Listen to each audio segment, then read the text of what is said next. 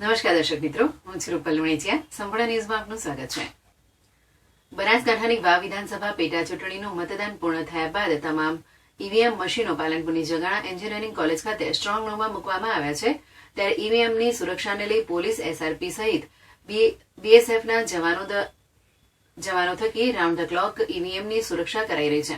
વાવ વિધાનસભા પેટા ચૂંટણીની આજે શનિવારે જગાણા એન્જિનિયરિંગ કોલેજ ખાતે મતગણતરી યોજાશે, જેમાં 321 બૂથોની 23 રાઉન્ડમાં મતગણતરી હાથ ધરાશે. વહેલી સવારે 8 વાગ્યાથી મતગણતરી શરૂ થશે, ત્યારે 8 થી 8:30 વાગ્યા સુધી પોસ્ટલ બેલેટની મતગણતરી કરાશે. ત્યારબાદ ઈવીએમ મતગણતરી શરૂ થશે.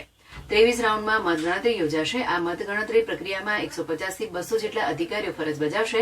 વાવ વિધાનસભા પેટા ચૂંટણીમાં 10 ઉમેદવારોના ભાવિ ઈવીએમમાં કેદ છે, ત્યારે ભાજપ, કોંગ્રેસ, અપક્ષ સહિતના ઉમેદવારોનો ભાવિનો ફેસલો આજે યોજાનારી મતગણતરી બાદ થશે.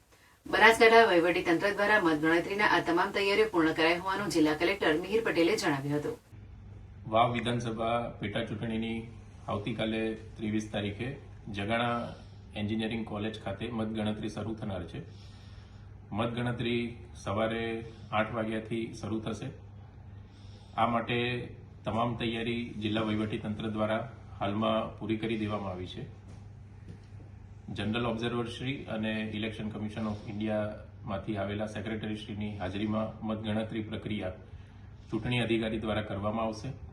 હાલમાં તમામ જે ઈવીએમ છે એ જગાણા એન્જિનિયરિંગ કોલેજ ખાતે 24 અવર સીસીટીવી સર્વેલન્સ હેઠળ અને ત્રિસ્તરીય સુરક્ષા હેઠળ રાખવામાં આવ્યા છે, જેમાં ઈવીએમની સુરક્ષા સીઆરપીએફના જવાનો દ્વારા કરવામાં આવે છે, આઉટર રિંગની સુરક્ષા એસઆરપી દ્વારા કરવામાં આવે છે તથા સમગ્ર પ્રિમાઇસીસની સુરક્ષા લોકલ પોલીસ દ્વારા સંભાળવામાં આવી છે. આમ ત્રિસ્તરીય સુરક્ષા હેઠળ હાલમાં ઈવીએમ સ્ટ્રોંગ રૂમ્સ ખાતે રાખવામાં આવેલા છે અને આવતીકાલે સવારે 8 વાગે મતગણતરીની શરૂઆત થશે, જેમાં 8 થી 8:30 સુધીમાં પોસ્ટલ બેલેટની શરૂઆત થશે. ત્યારબાદ ઈવીએમની મતગણતરી શરૂ થશે અને અંદાજિત 23 જેટલા રાઉન્ડમાં આ સમગ્ર મતગણતરીની પ્રક્રિયા પૂરી થનાર છે. ટોટલ કેટલા કર્મચારી જોડાયેલા છે?